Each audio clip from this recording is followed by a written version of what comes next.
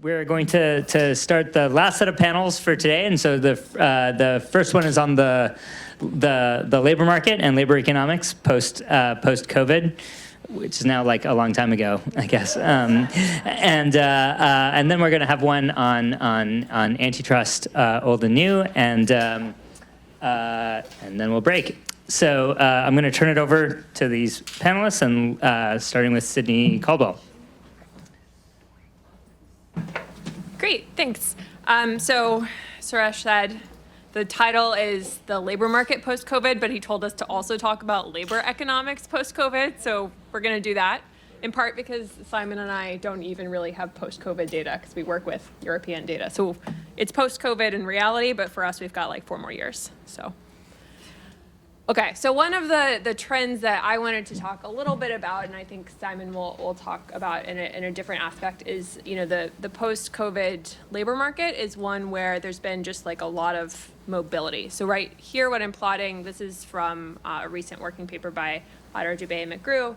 This is plotting the E-to-E separation rate by month using data from the CPS. The bottom line is like pre-COVID, so it's too far for me to see, but I think it's 2017 to 2019. Then we've got post-COVID in orange and like 2022 in blue. And what you can see here is basically people are switching jobs a lot more than they used to, kind of across the board. They're also quitting their jobs a lot. So this is people, this is from JOLTS, this is looking at the quit rate. So people not necessarily quitting just to move to another employer, but quitting their job for whatever reason. And you can also see the same pattern here where the rates are really, really elevated post-COVID. And people have been paying attention to this in part because there's been a long literature in economics about how the wages of new hires relate to the market relative to those of incumbent workers. And there's this kind of older idea in the literature that the wages of new hires are just much more responsive to market conditions, right? They're like being priced in the market somewhat actively. And, incumbent workers are getting some insurance value from their employer because when times are bad, they're not like seeing wage declines quite as steeply as if they're getting repriced. And so what I have at the right, again, from the same paper, because there's, I think, about 40 figures describing literally everything that's happened in the CPS as far as I can tell over the past couple of years, sort of describing how the wage changes have evolved. So here you can basically see that the year-over-year wage changes have actually like declined overall in the sort of the red bars, but the gains to moving have increased, and the probability that workers are moving has also increased. So it's not simply that we're seeing a smaller fraction of workers doing this, or that the gains are lower because a larger fraction of workers doing so. And so, I think moving forward, there's going to be a lot of questions of whether this actually reflects changes in the composition of who's making these transitions, changes in market fundamentals, so on. But they do show that basically in areas where the labor market's tighter, we're seeing more gains relative to other areas. And I have done some surveys of workers during, I guess, post-COVID.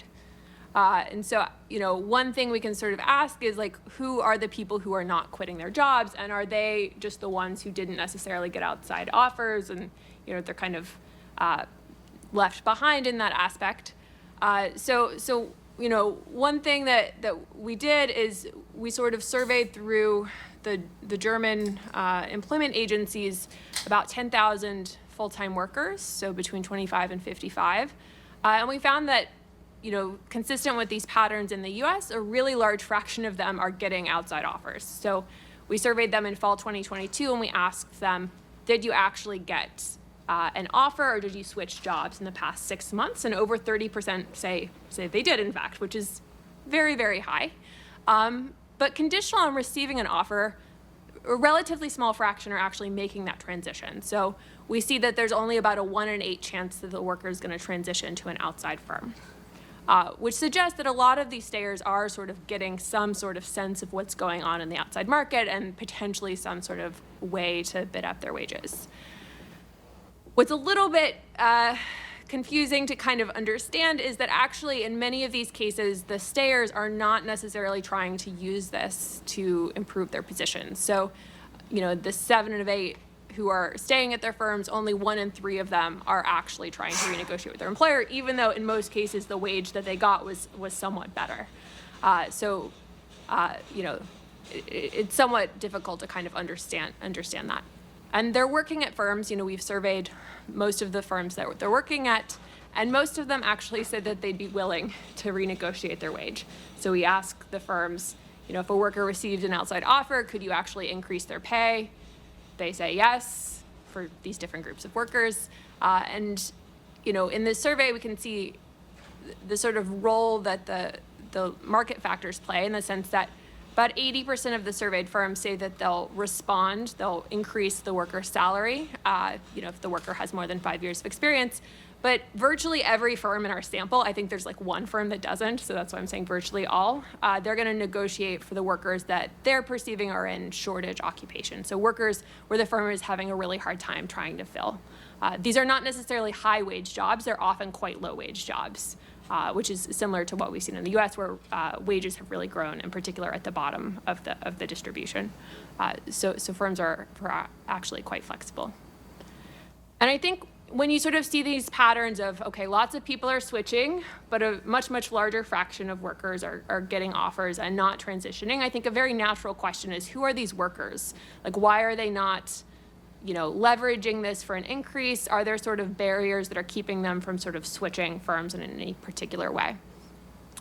And one thing that we are able to sort of see is, it seems like, the female workers in our sample are substantially less likely to be engaging in this behavior. So comparing them to people who worked in the same firm in 2020, or if I use an earlier date, they're about 7 percentage points less likely to have received an outside offer, and they're very less likely to have searched. This is sort of consistent with the idea that even when they get these offers, they're somewhat unlikely to be able to take them. When we ask them sort of what their geographic search radius is, or if they're able to move, we can see really clearly that the women are not necessarily able to move to take the new jobs. And obviously during COVID, there was a lot of remote work, but this has kind of gone away in many cases. So it's not necessarily feasible, especially in Germany, which has a pretty large manufacturing sector, for you to do your manufacturing job remotely. So I think, one sort of interesting fact that I think, is worth sort of exploring is, whether the sort of large fraction of workers who are seeing wage declines, the staying premium has declined, who these workers are and how they sort of relate. Okay. So Suresh also told me I was supposed to sort of tie this in with where the labor literature is going. So I'm putting his favorite graph. I think all these facts point to sort of role of, workers' bargaining power playing an important role in sort of the wages that they're able to get. The labor literature on worker power and monopsony has somewhat exploded in recent years. The 2022 data is low because obviously not all papers from 2022 are out yet. So this is the number of papers per year, published per year, that have the word monopsony in the title or the abstract. And you can see there's some spikes when certain books come out, but it's sort of gone up precipitously over time. And I expect, given the sort of facts at the beginning of increased job-to-job mobility, but not necessarily gains for stayers, that this is going to sort of become increased in importance. The other sort of trend that I think is going on at the same time that was accelerated by COVID is the fact that increasingly you're seeing a lot of work using surveys. So, I mentioned this, I did a survey, but most of what we know about the labor market post-COVID is coming from surveys. Part of this is because in administrative data sets, we don't know whether people are working from home. We don't know sort of what their work arrangements are. We often don't know their hours. There's sort of a lot of different factors that we don't observe. So the figure at the right comes from a recent working paper by Dutz et al., which is just plotting the number of papers. I believe this is the one in top 5 journals. There's a version for NBR as well. This just shows the use of survey data relative to the use of major household surveys. And you can again see the sort of like pretty striking change. I think if you did this just for the sort of papers in labor studies, you would see a similar pattern. And I think, people have sort of taken different tactics of this. The papers that I sort of was discussing at the beginning were using these sort of broad household surveys. The paper that with the data that I collected in Germany, that's sort of a representative survey we collected with the government. But there's kind of like a series of different types of surveys that people are sort of conducting to kind of understand how workers trade off different aspects of the job, how they make decisions, and to kind of understand when we see workers transitioning between employers, is this like due to preferences? Is this due to lack of options? Is this due to lack of information? Things like that. With that, I'll sort of turn it over to, I think, Simon, who's probably discussing some of the same figures, but hopefully not the exact same figures.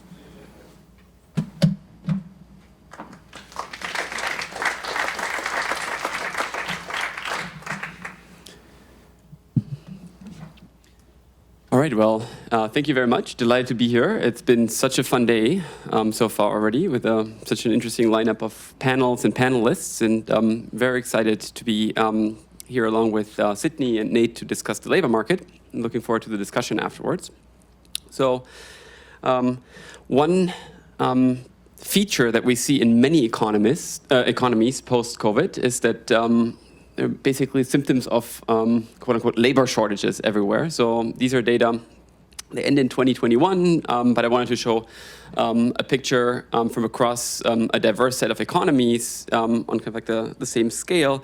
Take the US, Europe, Australia. We see unfilled job vacancies that have risen quite a bit above pre-pandemic levels. And indeed, as Sydnee was alluding to, a really nice paper by Otter, Dubé, and McGrew takes a deeper dive into what happened in the pandemic in the US labor market. And this is, I think, the only figure where we overlap. So indeed, quit rates have gone up in the US labor market starting in 2021, and then they've stayed persistently high. So I think already one important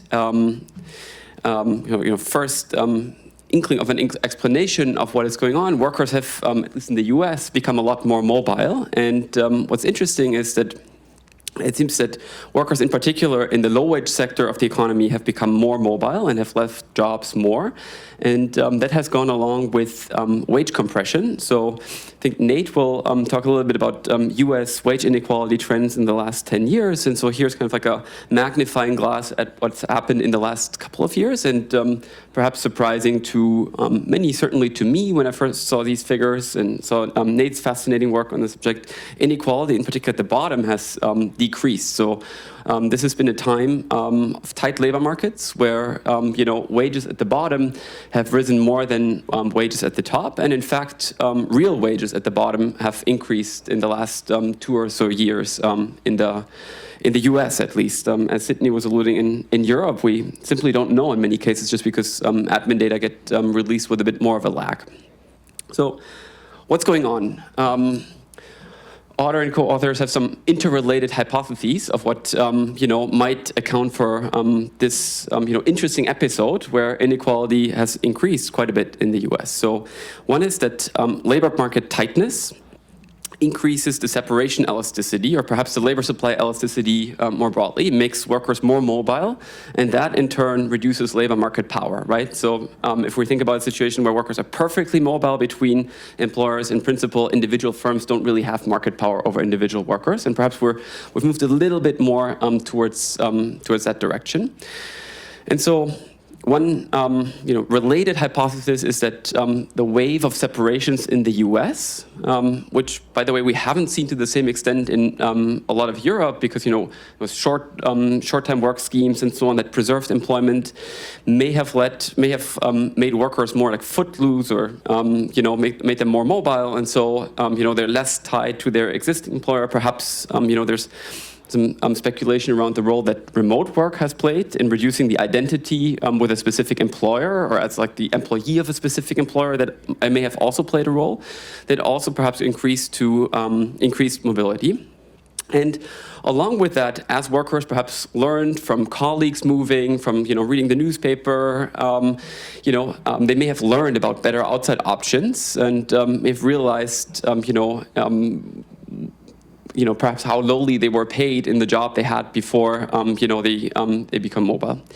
Some evidence consistent with that comes from a survey in a paper I did with Chris Roth, Nina Russil, and Benjamin Schöfer, which we conducted surveys in Germany in 2019 and 2020. 2020 is actually during the pandemic. This graph is only based on 2019, and it shows basically a graph where on the x-axis you see we group observations of workers by the wage changes that co-workers experience when they move out of their firms. So on the right, you have firms where workers that move out of those firms tend to gain wages. On the left, observations where workers tend to, get wage decreases when they leave. And on the y-axis, we're showing you what workers think would happen to their own wages when they leave. And what you can see, there's a lot of compression. So workers, in a way, think that they would make a similar wage elsewhere. And in particular, because, for example, at the right of this graph, dramatically underestimate what wages they might make. At least if we take, for example, their co-workers' wage changes when they left that firm as a benchmark. In fact, we see then sort firms into high-paying and low-paying employers. So here on the x-axis, we're showing you AKM firm effects. So for those of you who are not like that steeped in the labor economics literature, think of these as firms pay premia. On the very left, we have low-wage firms. The German labor market, these might be temporary, help agencies, service sector firms. On the right-hand side, you would have like banks and manufacturing firms and so on. And what you see is this is the gap between the wage changes that workers experience when they move out of those firms. And in blue, I'm showing you the beliefs of workers. So workers in low-wage firms dramatically underestimate the wage changes that they would get if they were to move. So there's a systematic sorting of workers, and workers in the lower sector are overly pessimistic, and that pessimism is associated with reduced search. So when we just correlate workers' intentions to look for a new job on how much they think they would make if they were to move, we see this positive relationship. And in fact, we ran an experiment last year where we can nail causality a bit better. This is just a correlation, and we find a similar order of magnitude. So pessimism reduces search. So what do we make of this, and what can public policy do in light of these findings? And I wanted to shed light on two interesting set of public policies that have been debated, and we're beginning to see some initial grains of evidence on how they operate. So the first one would be pay transparency laws, and the second one, sectoral bargaining. There's a very nice overview paper by Zoe Cullen that came out this week as an NBR working paper, and she categorizes pay transparency regulations into like a 2x2 scheme. So one is like internal versus external pay transparency norms or rules. So those would be rules that concern pay of coworkers. I can find out what coworkers make, or what the men in the same occupation, the women in the same occupation as me make on average, versus regulations that target transparency over pay at other firms. And then there's a second dimension I'll talk less about, vertical versus horizontal. So can you ask about the pay of superiors, and can you ask about pay of colleagues at the same level? And what's quite interesting is that many states in the US, many countries in the world have mandated horizontal internal pay transparency rules. So where you can find out, the most common form is actually, information about the gender gap. So how much do women make, how much do men make at a firm? And interestingly, but in line with compelling theory from a different paper, looks like these horizontal pay transparency rules, they reduce the gender gap, so that's what they're targeted to do. But at the same time, they also reduce wages overall.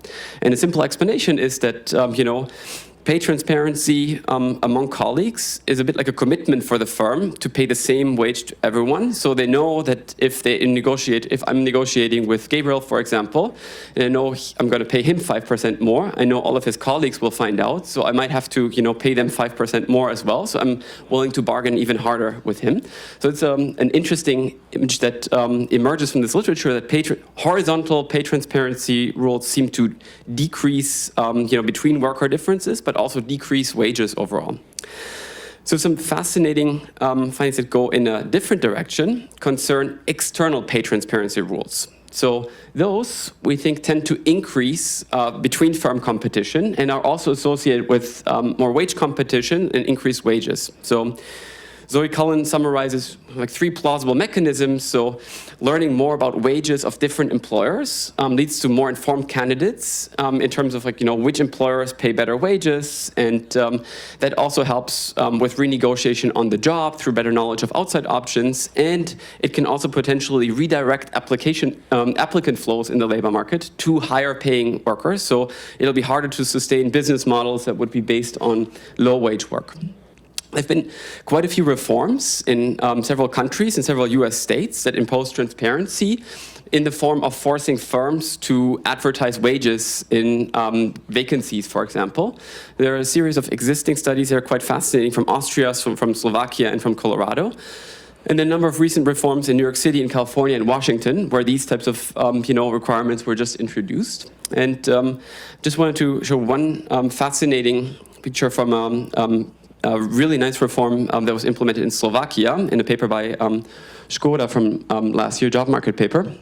And here you can see what happened to wages. The horizontal line shows when the pay transparency norm, advertising wages in job ads was introduced.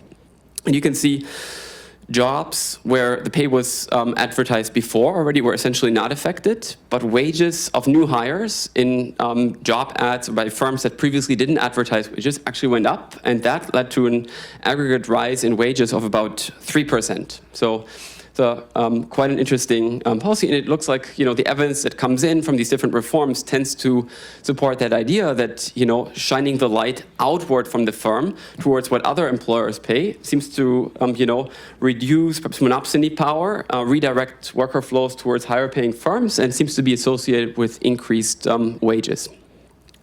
The second set of policies that I wanted to briefly talk about, that I think should be a first-order topic of investigation for labor economists and economists more broadly, is studying sectoral bargaining. There's huge variation in sectoral bargaining across the world. Here in the US, we're in a situation where in the private sector, I think the coverage of collective bargaining is around 7% in the private sector. There's no sectoral bargaining. Many other countries have different facets of sectoral bargaining. Some countries mandate that sectoral bargaining gets extended to all workers, to all firms in specific industry or state cells or industries. And so I think it's a very interesting policy to study. Here is an overview. This is from recent work with Jacquette Noy and Benjamin Schofer, where just visualize the right to sectoral bargaining in different countries. As you can see, in the US, it's essentially, it's very low compared to, say, South America or much of continental Europe. France here is an outlier because the way this is coded, I think France has essentially automatic extensions. So a bit of an oddity in the way collective bargaining gets coded. But you see a lot of variation across the globe, and I think it's a fascinating policy study. So here's a really cool and underappreciated paper, in my opinion. It's by Huizens and Pedro Martins, and it studies 2011 reform in Portugal, where the Portuguese government, in the aftermath of the financial crisis and the general crisis of state budgets and so on, decided to stop the mandatory extension of sectoral bargaining contracts to all employers. And so there's a really nice staggered research design because some contracts got expired just before and got extended, and other contracts happened to expire just after the reform got kicked in and then weren't extended. So they can do a very nice temporal RD design and compare contracts that got extended just before or didn't get extended. And what we see is that sectoral bargaining and extensions of sectoral bargainings to all employers and all employees in a specific labor market cell tends to compress wages. So it's good for wages at the bottom, and it increases wages at the bottom. It leads to reduced inequality, say comparing the 10th percentile and the 50th percentile. It doesn't do too much at the top. So I think it's a very interesting data point to understand what this institution is doing. We also have some evidence that sectoral bargaining seems to operate through an information channel. And that's where pay transparency and sectoral bargaining, I think, interact, in that sectoral bargaining, like minimum wages, creates some transparency over what certain jobs pay. And here's an example from a nice paper by Jäger that studies sectoral minimum wage in the construction industry in Germany, and that led to wage spillovers among low-wage workers in related sectors. So on the left panel, you see that mobility goes up.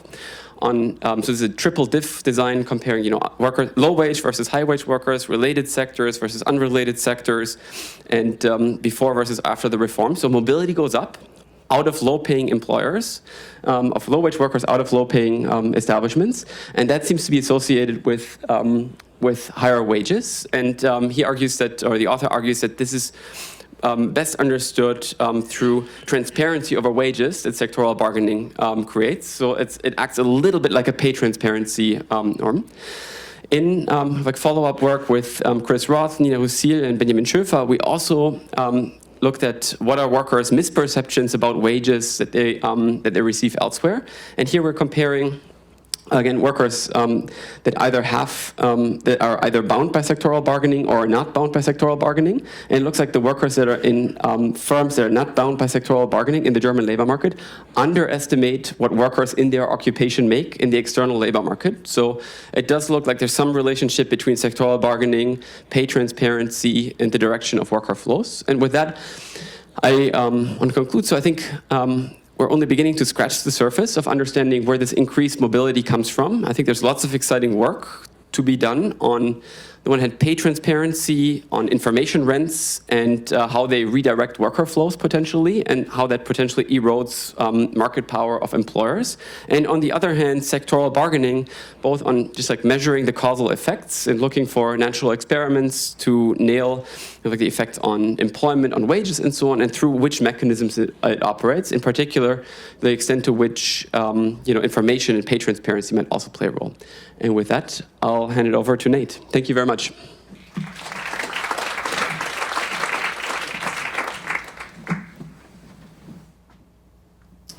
Great. So yeah, what I'm going to talk about is building in many ways on Sydnee and Simon's discussion. And so this just shows sort of the wage compression that we've seen actually starting prior to COVID, sometime between 2012 and 2015, and certainly accelerating since COVID.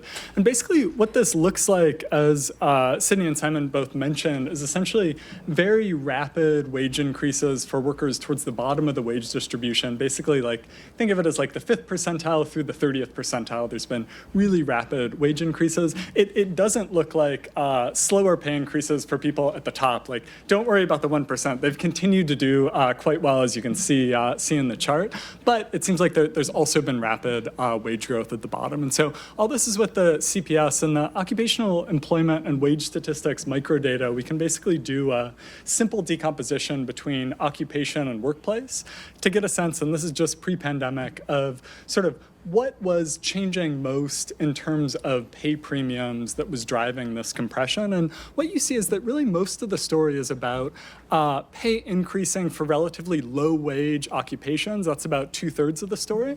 Then it's also the case that kind of like lower middle workplace premiums, conditional on occupational composition, those lower middle workplaces have also increased their pay a bit. Now, to make this a bit more concrete, these are data from the job review website Glassdoor, which these data have many problems with it, but one nice thing about them is that you can see company names and you can follow jobs over time. So essentially what we've done here is take out all of the managerial and professional jobs and just look at sort of the biggest employers of non-managerial, non-professional workers in the US.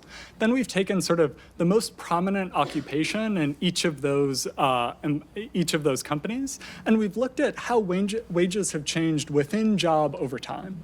And so what you can see is that basically it's really these low-wage employers, retailers, contractors like Sodexo and Securitas, fast food, Taco Bell, Chipotle. These are the employers where we've seen really substantial within-job wage increases during these last 10 years. So, Sydnee and Simon already sort of walked through the ways in which this is connected to the kind of long recovery from the Great Recession and then sort of finally getting tightening of the labor market pre-pandemic that then sort of surprisingly continued in the summer of 2020 onward. But I think it sort of raises another question beyond just the pure labor market dynamics one, which is sort of whether we're like right now living through a second Great Compression, whether we're sort of seeing what we saw in the 1940s play out right now. And I think it's pretty unclear whether that's happening, and this is basically a predictive question, like, is this decline in inequality going to continue? Is it going to be robust to potentially a weakening labor market? And so one way that I've been thinking about this is that in the 1940s, certainly part of what happened was there was a very tight labor market and very strong demand for non-college workers.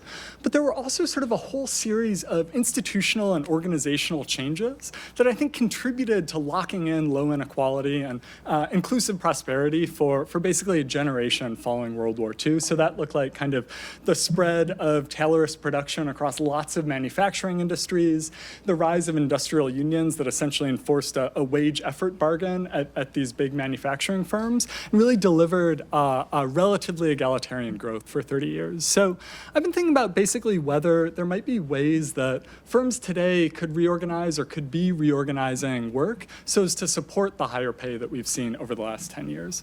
Now, that's super abstract, but let me give you just an example of this. This is a press release from Walmart from a few years ago where they say, look, like we know we've got sort of a bad reputation as an employer, but we're going to do things differently. We're changing things in our stores. We're going to be cross-training our associates. We're going to give them more ownership over their work, more autonomy. We're going to give them sort of a broader range of more complex tasks to work on, like inventory management and marketing. And they also, in this same press release, say that they're going to be raising wages a bit. Now, if you look at sort of the wage results of this, you see that in the sort of retail clerk, cashier type occupation in the US, there really has been a radical change in the wage distribution over these last 10 years, where the whole distribution shifted to the right. You can see that in 2014, Walmart was indeed a very low wage employer, sort of holding up that very low end of the distribution. And in 2022, they're still not a high wage employer of these occupations, but they have moved quite a bit to the right. And of course, you see this big extra density at $15 an hour, which is Target, Costco, a sort of indirect consequence of the whole movement around Fight for 15 and making that sort of a focal wage. And so, beyond Walmart, there's actually been kind of several decades of research by management scholars and sociologists sort of trying to think about how we might reorganize work for frontline workers, non-managerial, non-professional workers in a way that could support higher productivity, higher bargaining power, and ultimately higher pay. And so I'm not going to go through these in detail, but just sort of, you can think of lumping these into two broad categories, one of which is basically about adding more complex or technical tasks to these jobs. Then another is really more about increasing the discretion and autonomy that's given to workers in these positions. And I find these case studies really quite inspiring as a way to think about sort of how we can make what we usually think of as kind of bad jobs a much more robust sort of part of providing a livelihood for these workers and also contributing to the economy. But unfortunately, they're basically all case studies, often qualitative. It's really hard to know how well this would sort of scale up across lots of employers and lots of occupations. So with co-authors Dylan Nelson and LT Zhang, we've been basically working on matching online job postings from the Burning Glass data set to job starts in the LEHD, the US linked employer-employee data, so that we can basically compare what's happening to quarterly earnings among workers who start in the same job defined as sort of a firm by occupation pair. What happens to earnings for those workers when that job is sort of getting reorganized, when more complex tasks are getting added, or when the tasks listed in those job postings imply more autonomy and discretion for workers.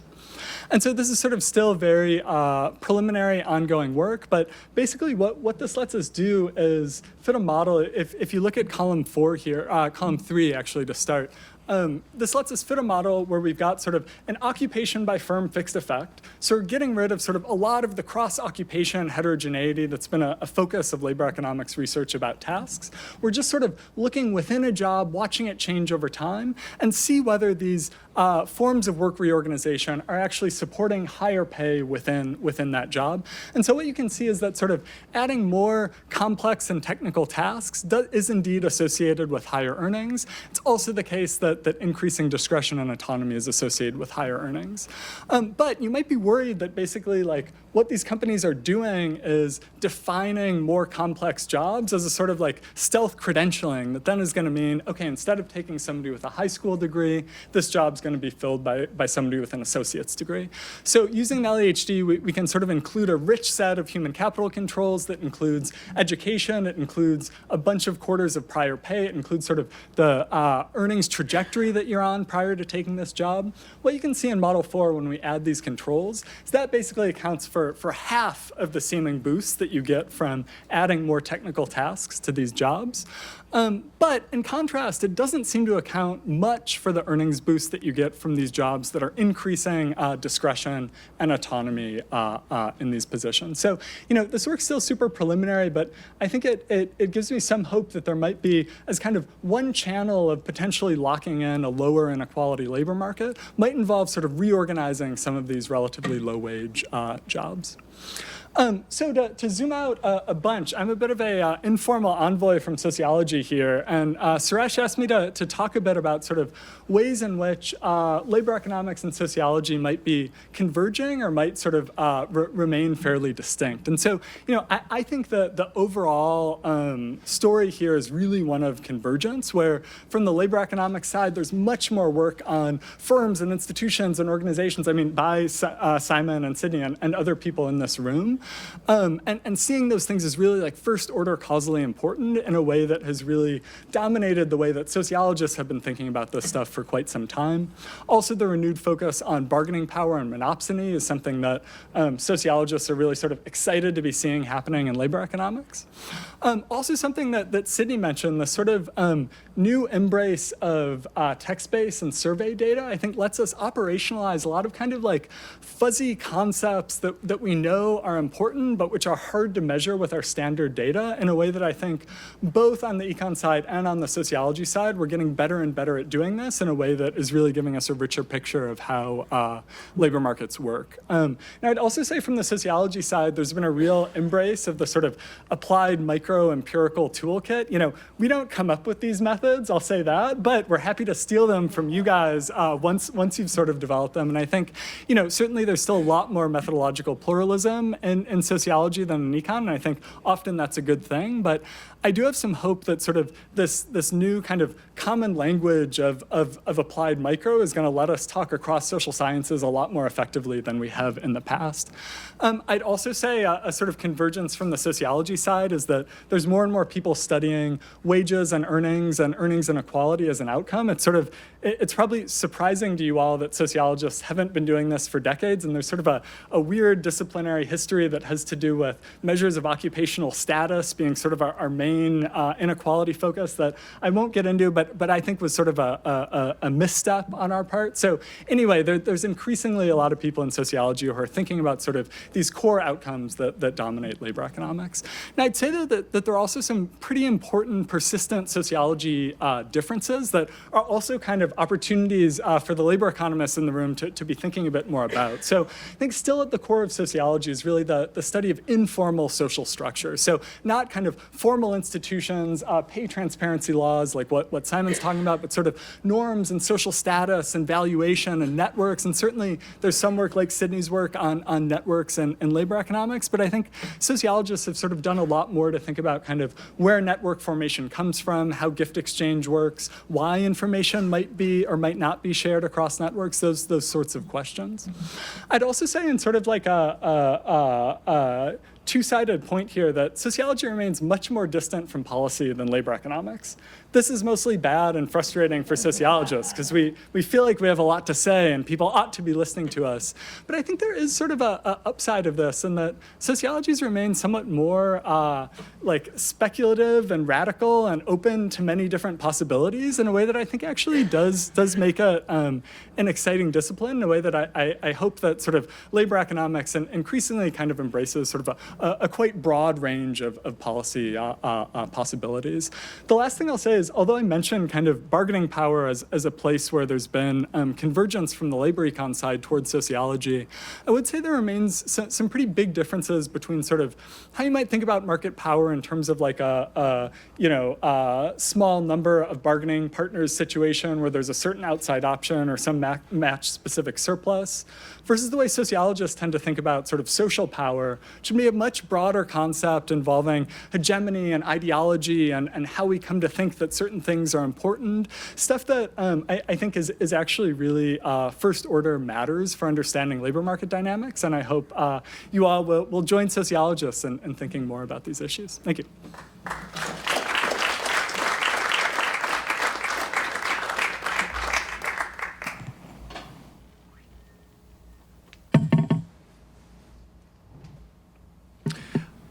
I guess this question is really for Suresh because of the paper he was a co-author on some years ago. Is it realistic to expect persistent compression without the revival of collective bargaining and union density in the private sector?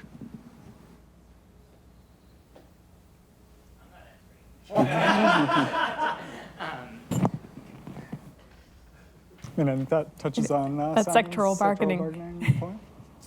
It's a speculative question. I don't know. I mean, the historical example you gave was one where we know, thanks to Suresh's work and co-authors, that the increase in power of the U.S. union movement in the 40s and 50s played an important role in increasing the labor share. Yes, absolutely.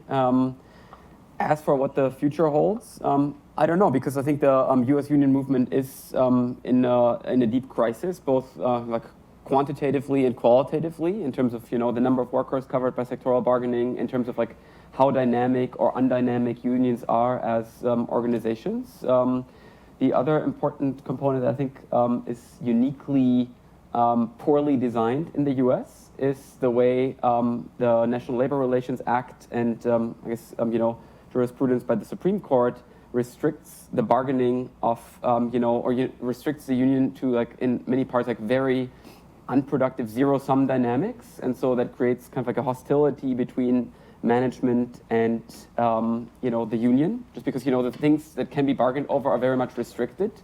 And so one system we described in a recent paper for the Journal of Economic Perspectives, the German system, for example, where you have a sectoral bargaining system that kind of like outsources the distributional conflict to an extent from the firm, and we would think is associated with wage compression, but then also allows for kind of a more productive role of worker representatives at the shop floor and at the firm level, and talking about production decisions, training decisions, and so on. That system is also, also in Germany, sectoral bargaining coverage has declined, the coverage of works councils has declined, so I think we see some similarities. But I think there's perhaps something to be gained for the U.S. to experiment with a less antagonistic design of worker representation. I don't know, any other thoughts? Yeah, I mean, I'd respond to what's more premise of your question, which is the predictive question of whether we are going to see sort of union revitalization or not. And I would say, I'm not super optimistic in the way that many people were a year ago. But I also think that if we were sitting here in the early 1930s, we would not have made good predictions about union density circa 1950. And so I think like, unions are at their core social movements in which basically like organizing gets going and then spreads a bunch, and then there's some institutionalized form that locks that in that then maybe slowly declines over time. And even that is reasoning a lot from a fairly small number of historical cases, but I think really implies that we don't have a great sense of what drives union revitalization, whether there needs to be legal changes first, whether it needs to be sectoral or firm level. And so, that maybe means that regardless of the answer to your question, if there is an alternative to unions, I think there's sort of a lot of different possibilities for what the labor movement could look like within that.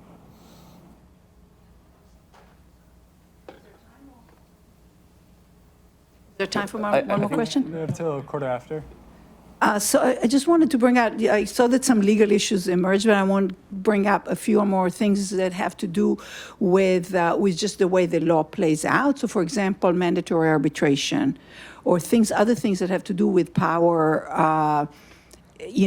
labor and corporations. So the fact that certain contracts that were unconscionable in some states, whereby this decision, AT&T versus Concepcion, that in 2011 basically made it so that mandatory arbitration clauses are allowed in both employees and customer contracts, so that there's no access to law if a worker or a customer is harmed. You have to go through mandatory arbitration.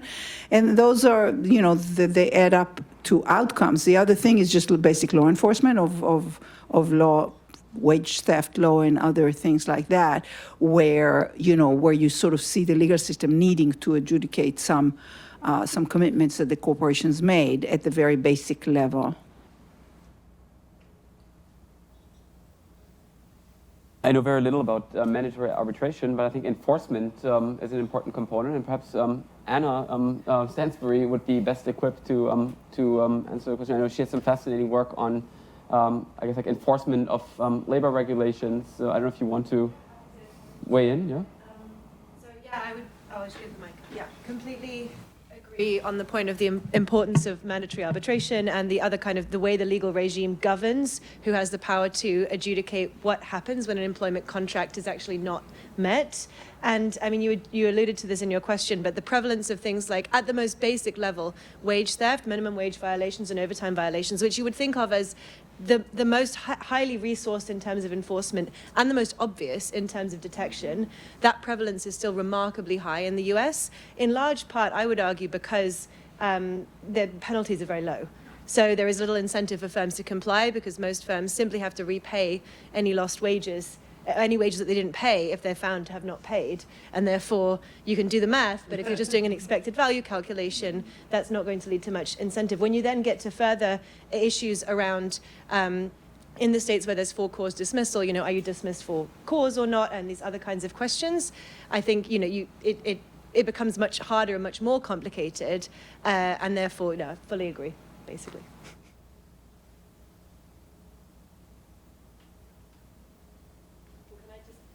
To ask a question. So, I mean, these are issues that are all super close to what I'm interested in and what I work on. And one thing I've been struggling with, and I would love the panel's thoughts on, is how we bring the economics toolkit to approach questions where these different aspects of labor market policies seem completely interlocking and interdependent.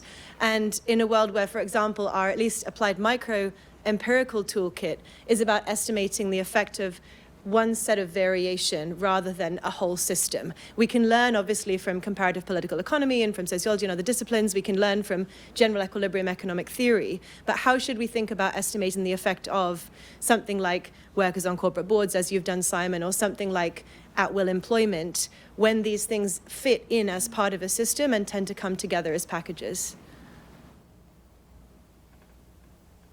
I mean, you mentioned your paper, so. Sure. I think you mentioned it. I think we can borrow from our friendly neighbors, like in this case, the Varieties of Capitalism literature that has thought a lot about kind of like these ecosystems of institutions that perhaps reinforce each other, complement each other. On a more practical level, what could be our contribution using our toolkit? I guess I would see it as kind of like, each paper contributing a little mosaic piece to form an overall picture. And yes, each individual natural experiment is often embedded in, one particular institutional environment and ecosystem. So we learn about kind of like a local treatment effect, holding constant the environment. So I guess we'll need to do more of those, and also study heterogeneity. So what we, for example, try to do in the paper you alluded to on worker representation on the corporate board, we study heterogeneity across industries with more or less sectoral bargaining coverage. I think it's not, the big thought experiment I think you have in mind, where I think we're to an extent left to speculate, but I think that's where we can shine the light of the flashlight at least a little bit, and to create the bigger mosaic.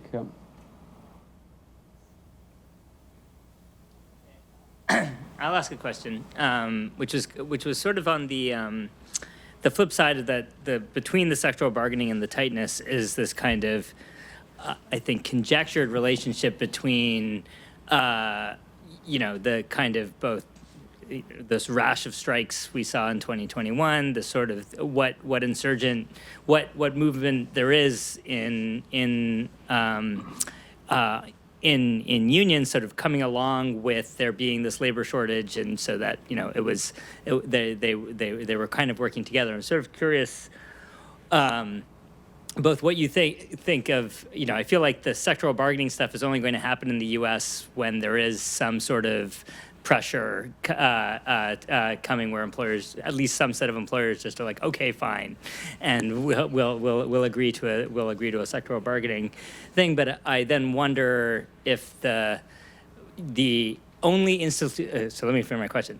Is the only way that we get to institutionalize this moment of labor market tightness via collective bargaining agreements, or at least recognized NLRB elections, or are there other tools? And it sounds like there's a combination of pay transparency, maybe the social norms, maybe in legislation via sectoral bargaining. That's a whole new mechanism, a whole new set of mechanisms for institutionalizing sort of transitory moments of labor market competition into kind of like a wage compression regime that can kind of outlast this business cycle.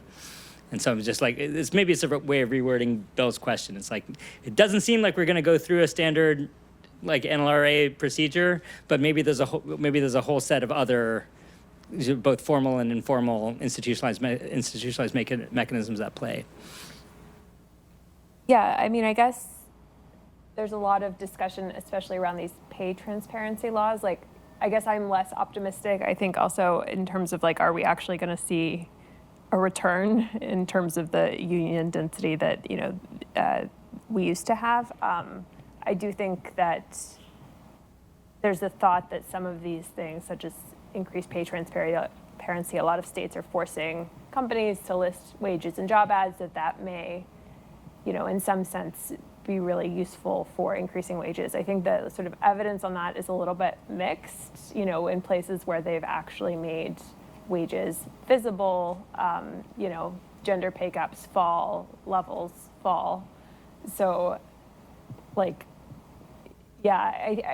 guess I'm a little bit less optimistic about a lot of the other tools that we actually have at our disposal, especially because the implementation of these is quite tricky. The states that have forced companies to list wages and job ads are states where there's an assistant professor could get between $0 and $10 million. Like, my wage is in that range. So I don't know if other people are more optimistic about Yeah, I mean, I don't know, and I think definitely nobody in this room has here's the ingredients that'll replace the old industrial union regime or something. Do you think, part of what I've been thinking about with the project that I showed you guys a couple slides on is sort of beyond legislative changes, there are also other less regulatory ways in which wage compression can get locked in or potentially can get locked in. And so, that's why I've sort of been thinking about changes within organizations and firms. And like you could imagine sort of locking in a different set of a different occupational structure within a firm or a different set of decisions around job design that could then maybe it's not like strictly higher productivity than the old version, but kind of works better in a tight labor market and maybe isn't worth changing, at least if you think maybe the next recession's only going to be temporary, then we'll be back in this world, some version of firm decision making like that. And then, but even beyond that, there's just like a sort of composition of firm set of questions, like, if a bunch of really low wage employers are basically getting competed out of the labor market right now, then you could imagine that maybe some versions of those employers will come back later, but maybe also not. Maybe it's just there's some cohort of low-wage firms that's either raising wages or disappearing in a way that, again, these are sort of ways that firm dynamics could lock some of this in even without sort of big legislative changes. I actually had a question about that. What type of public policies would be complementary to the types of organizational changes you described? I guess higher minimum wages would make it less of a business model, less of a practical business model to just use very simple tasks. So firms would get an incentive to train more. Is that the type of direction you would be thinking about? Or? Potentially, yeah. And I'm sure there's more sophisticated ways you could imagine answering that. I do think it's what you're thinking about is sort of an indirect way in which we take the low wage option out of, through regulatory action, take it out of the option set firms are facing. I mean, the most interesting set of policies, if you really wanted to commit to that idea, would be ways in which we could actually directly nudge firms towards taking on these different forms of work organization. That I'm a little more skeptical about just because it's hard to imagine some government actor knowing how to do that across multiple occupations and industries or something in a way that I think it would be pretty tough. But yeah, certainly you could imagine one channel for minimum wages working would be by doing that. Yeah, I think one challenge is just also the policies are so interrelated that. There may not be, I'm sure there isn't really real data on this, but I'm wondering if, so the wages at the very bottom are rising. We know that the wages at the very top, as you mentioned, also rose a lot. So what's happened is really the bottom, the middle, hasn't done as well as the two ends. And so the question is, what do we know about wage progression? Are these low-end jobs, are they going to provide career paths into sort of more middle-class jobs, or is it that we're just getting a one-time? Is there any indication of what's happening in terms of the profile of jobs, of wage growth? That anything you know about that? Anything you see in the organization of firms or other that might suggest one way or another? Yeah, it's a really good question. One caveat I'd say before answering is one thing that's important to understand about what's happening at the median is basically the last 10 years have still brought about twice as much earnings increases as what you saw from the early 80s through 2012. So it's not that the middle has been doing really badly. It's just been doing worse, relative to the bottom and the top. Just a slightly more optimistic twist on that. I think, yeah, in terms of wage progression, the understudied, but I think very plausible mechanism here gets into boundaries of the firm, fissuring, the problem of outsourcing, that there's been lots of great work looking at sort of the wage effects of that, but less work looking at how that interrupts kind of, standard internal labor market job progression systems. And I guess ideally we'd think about ways that we can facilitate that sort of career ladder stuff happening across different firms. And there's some, Larry Katz and co-authors have a nice sort of review of some field experimental work looking at job training programs that do a lot to sort of both train workers and also kind of set them up with employers and help them move through an ecosystem of jobs. But I think there should be a lot more work on that. And I think that there's a lot we don't know.